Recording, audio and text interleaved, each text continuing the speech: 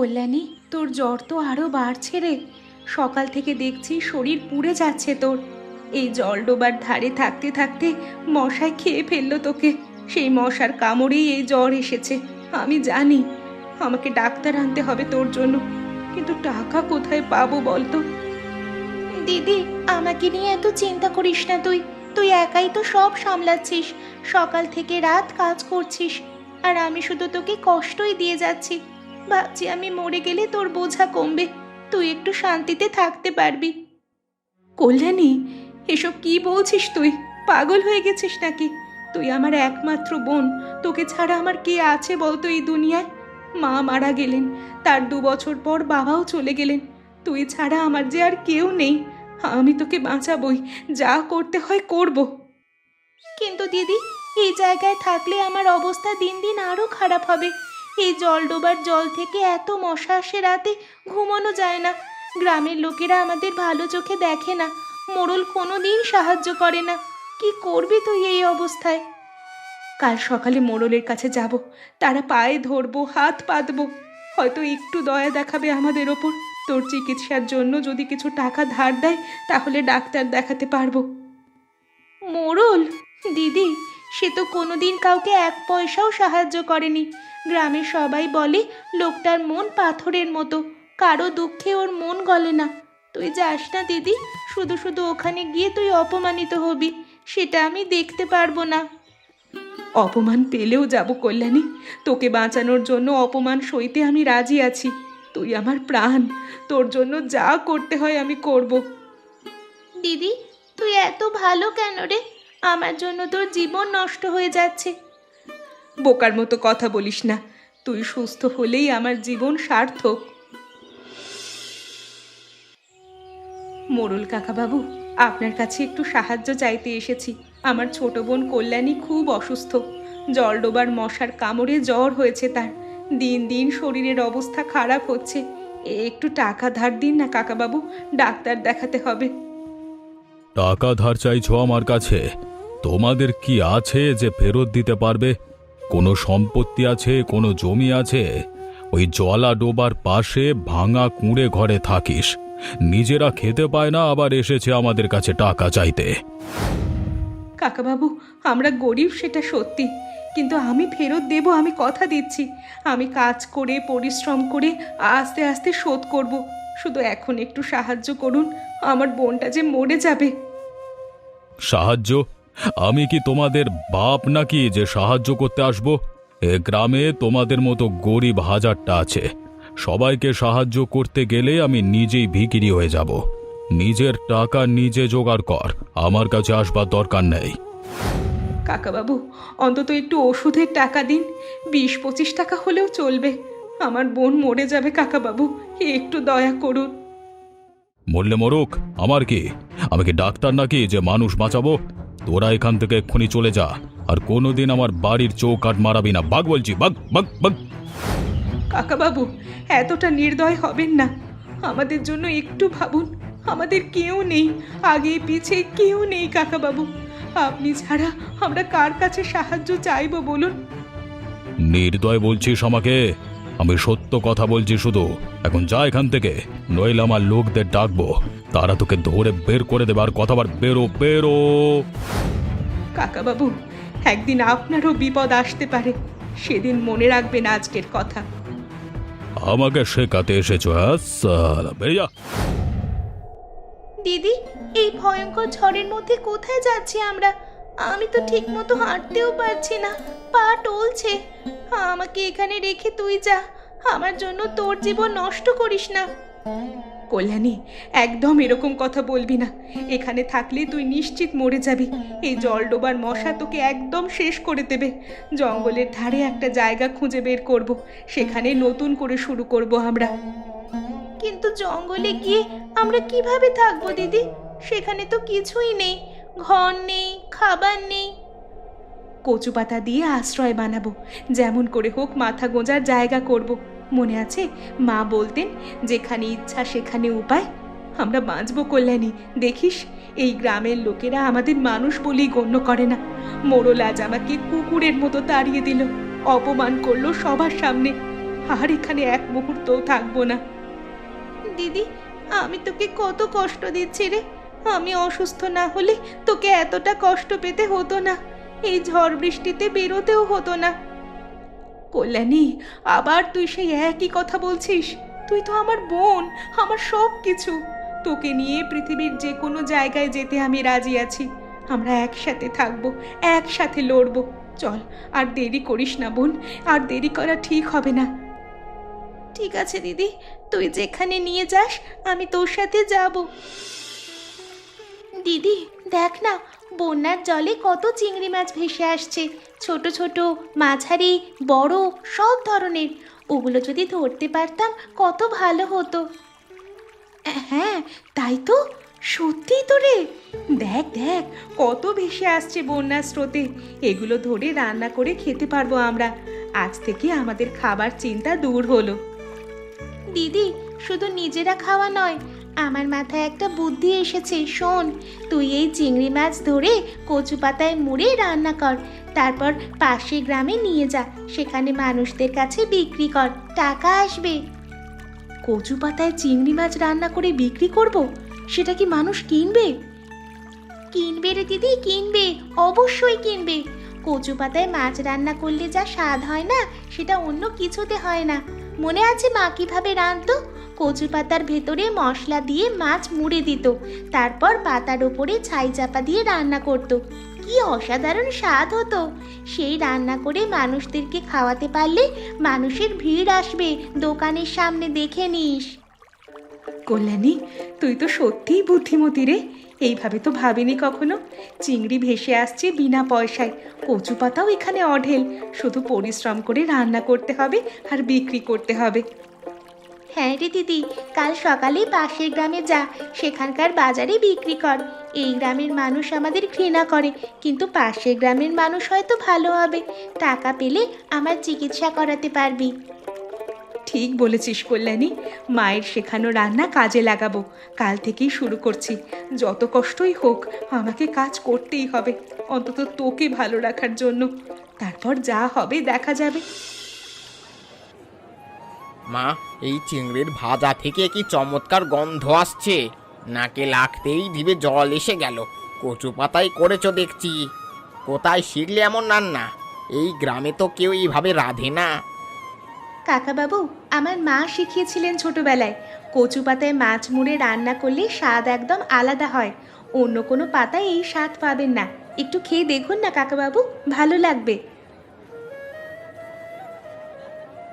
এ তো অসাধারণ জিনিস।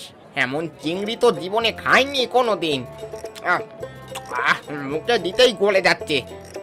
আর দাও মা, আরো দাও। আমি কিনবো, বাড়িতে নিয়ে যাব, ছেলে পুলেদের খাওয়াবো। নিন কাকাবাবু, যত খুশি খান। আজ প্রথম দিন এনেছি বাজারে, কাল থেকে আরও বেশি করে আনবো। তুমি কোথা থেকে আসছো মা? এই গ্রামের মেয়ে তো না তুমি, আগে দেখিনি তোমাকে। কাকাবাবু, আমি পাশের গ্রাম থেকে আসছি। আমার ছোট বোন খুব অসুস্থ, মশার কামড়ে জ্বর হয়েছে অনেক দিন ধরে। তার চিকিৎসার জন্য টাকার দরকার, তাই এই চিংড়ি ভাজা বিক্রি করতে আসা।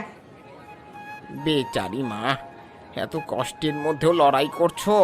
তোমার বোনের কথা শুনে মনটা খারাপ হয়ে গেল।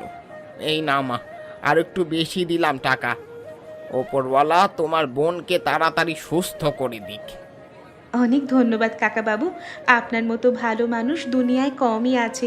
আপনার মুখের হাসি দেখে আমারও ভালো লাগছে। মা, তুমি রোজ এসো এখানে, আমি সবাইকে বলবো তোমার কাছ থেকে কিনতে। এই ঝড় বৃষ্টির মধ্যে তুমি হঠাৎ করে আমার কাছে, কিছু দরকার ছিল নাকি? ডাক্তারবাবু, আমার ছোট বোন অনেক দিন ধরে অসুস্থ। জলডোবার মশার কামড়ে জ্বর হয়েছিল, এখন দিন দিন শুকিয়ে যাচ্ছে। আমি টাকা এনেছি সাথে করে, আপনি যত খুশি টাকা নিন, কিন্তু ভালো ওষুধ দিন, যাতে আমি আমার বোনকে বাঁচাতে পারি, সুস্থ করতে পারি। কই দেখি, বেশ কিছু টাকা তো এনেছো। তোমার মতো গরিব মেয়ের কাছে এত টাকা এলো কোথা থেকে বলো তো? তোমরা তো খেতেই পাও না ঠিক মতো। ডাক্তারবাবু, আমি কচু পাতায় চিংড়ি ভাজা বানিয়ে বিক্রি করছি পাশের গ্রামের বাজারে। সেখান থেকে যা আয় হচ্ছে তা দিয়েই এই টাকা জমিয়েছি, সব বোনের চিকিৎসার জন্য। ও, তাই নাকি? ব্যবসা শুরু করেছো? বাবা, ভালো কথা, খুব ভালো কথা। এই নাও তোমার ওষুধ। তোমার বোনকে নিয়ম করে খাওয়াও, সকাল বিকেল। অনেক ধন্যবাদ ডাক্তারবাবু। এই ওষুধে আমার বোন সুস্থ হয়ে যাবে তো? ওকে বাঁচাতেই হবে আমাকে। হ্যাঁ হ্যাঁ, সুস্থ হবে, চিন্তা করো না। তুমি এখন যাও, অনেক রাত হয়ে গেছে। আচ্ছা ডাক্তারবাবু, আসি তাহলে। এই মেয়ে চলে গেল। বেশ কিছু টাকা পেয়েছে দেখছি। এই খবর মোড়লকে জানালে নিশ্চয়ই খুশি হবে। সে তো এই মেয়েদের ওপর রাগ করে আছে, একটু ইনাম পাওয়া যাবে হয়তো। বিনোদিনী, শুনেছি তোদের কাছে অনেক টাকা জমা হয়েছে। তা কোত্থেকে এলো এত টাকা? চুরি করেছিস নাকি কারো বাড়ি থেকে? কিরে, সে টাকা দে দে, সব দে।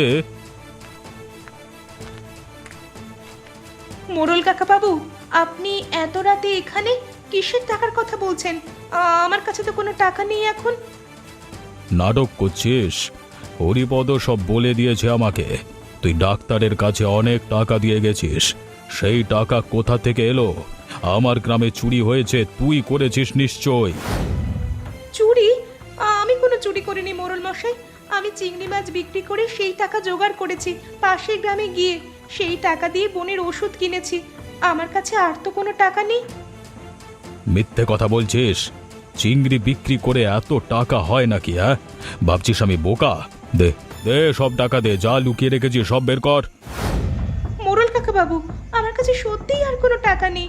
বোনের ওষুধ কিনতে যা ছিল সব খরচ হয়ে গেছে। বিশ্বাস করুন আমাকে। বিশ্বাস?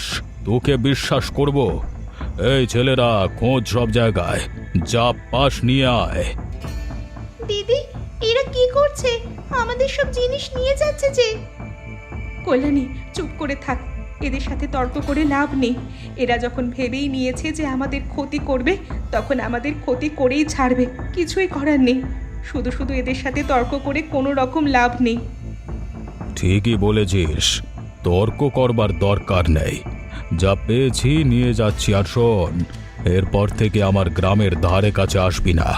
এলে কিন্তু ভালো হবে না বলে দিলাম।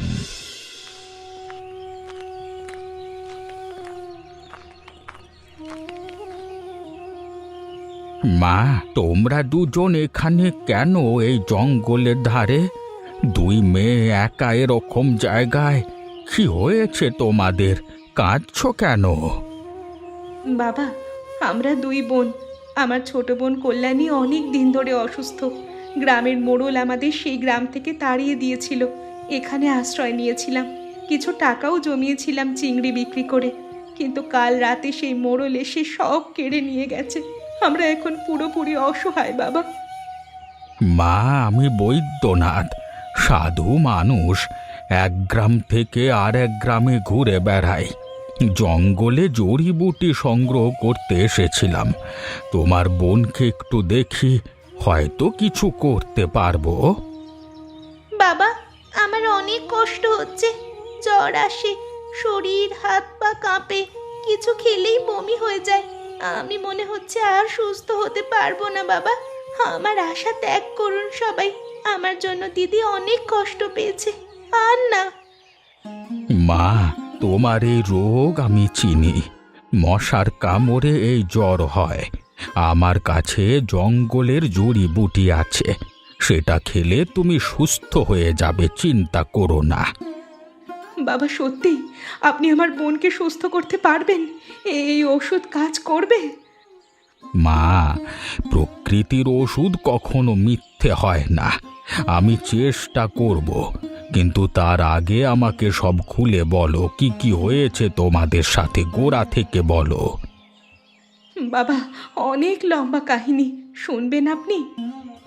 শুনবো মা, শুনবো। আমার কোনো তাড়া নেই। এ তো অন্যায়, এত নির্দয়তা। মোড়ল দুই অসহায় মেয়ের কাছ থেকে সব কেড়ে নিয়েছে, আর সেই ডাক্তার বিশ্বাসঘাতকতা করে মোড়লকে খবর দিয়েছে। এদের অবশ্যই শাস্তি হবে প্রকৃতির নিয়মেই। বাবা, শাস্তি আর কে দেবে বলুন? মোড়ল গ্রামের সবচেয়ে ক্ষমতাশালী মানুষ, তার বিরুদ্ধে কথা বলবার সাহস কারো নেই। আমরা দুই গরিব মেয়ে কিছুই করতে পারবো না তার বিরুদ্ধে। মা, ক্ষমতা চিরস্থায়ী নয়। মনে রেখো, যারা গরিব দুঃখীর সাথে অন্যায় করে তাদের বিচার হয় একদিন না একদিন। আমি দেখেছি জীবনে প্রকৃতি তার নিয়মে সবার বিচার করে। বাবা, আপনার কথা শুনে একটু ভরসা পাচ্ছি, কিন্তু সত্যি কি মোড়লের কিছু হবে? সে তো এত ক্ষমতাশালী। মা, তোমরা ধৈর্য ধরো, ওপরওয়ালার উপর ভরসা রাখো। তোমাদের কষ্টের দিন শেষ হয়ে একদিন নিশ্চয়ই সুখের দিন আসবে। বাবা, আপনাকে পেয়ে আমরা ধন্য হলাম। এই জঙ্গলে একা একা কতটা ভয়ে ছিলাম জানেন? ভয় পেও না মা, চলো তোমার বোনের চিকিৎসা শুরু করি আগে। মোড়ল মশাই, আপনার শরীরের অবস্থা মোটেও ভালো না। বন্যার জলে ভিজে জ্বর এসেছে, সাথে শরীরের ব্যথা। আপনাকে এখন থেকে নিয়মিত ওষুধ খেতে হবে আর বিশ্রাম নিতে হবে, না হলে আপনার সুস্থ হবার কোনো আশা আমি দেখতে পাচ্ছি না। ডাক্তার, ডাক্তার বাঁচাও আমাকে, শরীরটা যেন আগুনে পুড়ে যাচ্ছে। কি হলো আমার হঠাৎ করে? আমি তো সুস্থ মানুষ ছিলাম। মোড়ল মশাই, আপনি তো সেদিন রাতে বৃষ্টিতে ভিজেছিলেন ওই দুই বোনের কাছ থেকে টাকা নিতে গিয়ে। সেই থেকেই এই অবস্থা শুরু হয়েছে। জানি না, আবার মশার কামড়েও হতে পারে। আমি ঠিক বুঝতে পারছি না। ওই মেয়ে দুটো সব ওদের জন্যই হচ্ছে। ওরা নিশ্চয়ই কোনো তুকতাক করেছে আমার উপর। টুকটাক বলে কিছু হয় না, এটা স্রেফ জলে ভেজার ফল। যাই হোক, একটা কথা বলবো। আপনি তো অনেক সম্পত্তির মালিক, আমাকে একটু বেশি দিন এবার। আমি তো আপনার একমাত্র ভরসা এই মুহূর্তে। বেশি টাকা চাইছো? তুমি কি ডাক্তার? চিকিৎসা করা তোমার কাজ, তার জন্য আলাদা টাকা দিতে হবে কেন? মোড়ল মশাই, ভালো ওষুধ দামি হয়, আর আমারও তো সংসার চালাতে হয়, বুঝে নিন। ঠিক আছে, ঠিক আছে, পরে দেখা যাবে। আগে আমাকে সুস্থ করো, তারপর তারপর যত টাকা প্রয়োজন আমি সব দেব, সব দেব, সব দেব। মোড়ল মশাই, সামনে দেখুন, জল আসছে, বন্যার জল। এত জোরে বন্যার জল আসছে, পালান, পালান এখান থেকে, নাহলে বাঁচতে পারবো না। কি? এ কোথা থেকে এত জল এলো? নদীর বাঁধ ভেঙে গেছে নাকি? বাঁচাও, কেউ আছো, বাঁচাও আমাকে। আমিও ভেসে যাচ্ছি, বাঁচাও, বাঁচাও, কেউ আমাকে, ডুবে যাচ্ছি, বাঁচাও, বাঁচাও, সাহায্য করো। এ কি হলো আমার? সব শেষ হয়ে গেল, কেউ নেই আমাকে বাঁচাতে। আমি এত ক্ষমতাশালী মানুষ, কিন্তু আজকে এই বিপদের দিনে আমি সম্পূর্ণ একা। কেউ আমাদের দিকে আসছে না, কেউ না। মোড়ল মশাই, বাঁচাও, আমাকে বাঁচান, আমি সাঁতার জানি না, আমাকে দয়া করে বাঁচান। বাঁচাও, বাবু, মরে যাবো, বাবু, বাবু মরে যাবো, না হলে এখান থেকে বেশি যাবো আমি। বাঁচান আমাকে, বেশি যাচ্ছি, মোড়ল বাবু, বাঁচান, বাঁচান, বাঁচান বাবু, বাঁচান, বাঁচান। আমিও আর পারছি না, আমার শরীর অনেক অসুস্থ, আর পারছি না। আমি এখানে বসে থাকতে পারছি না, বাঁচাও আমাকে।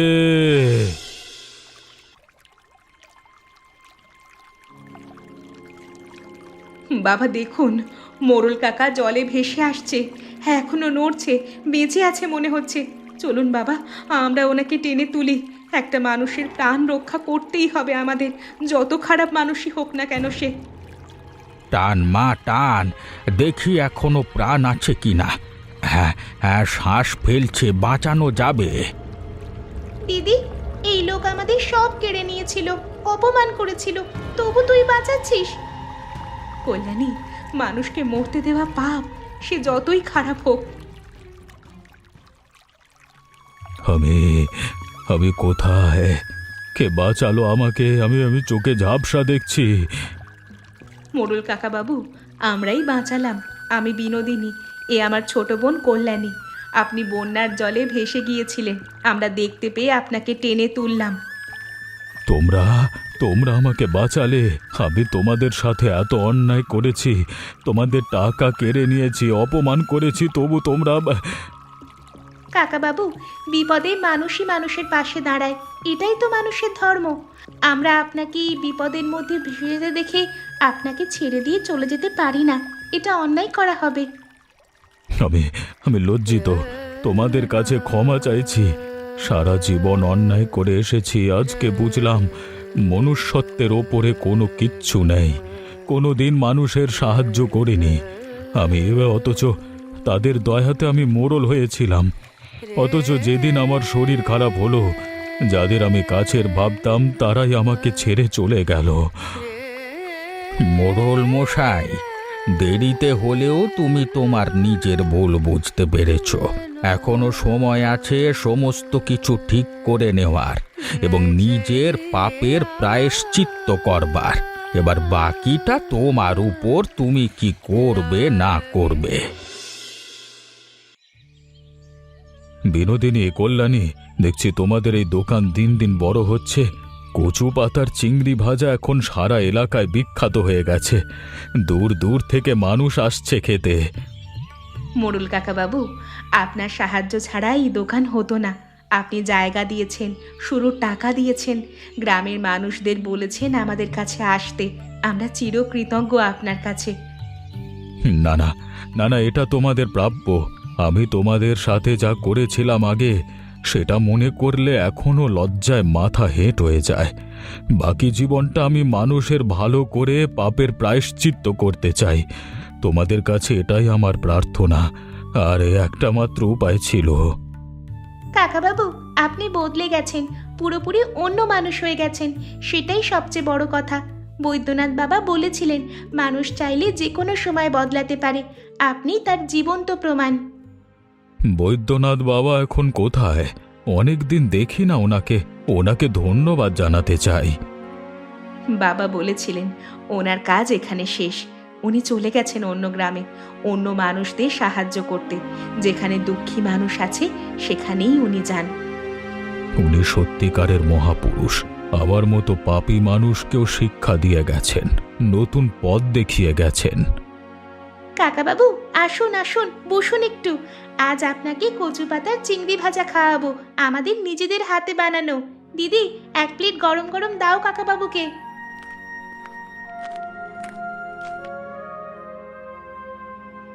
এই চিংড়ি ভাজা বিক্রি করেই আমরা টাকা উপার্জন করছিলাম। কোনো জায়গা থেকে চুরি করে বা কোনো সম্পত্তি আমরা পাইনি।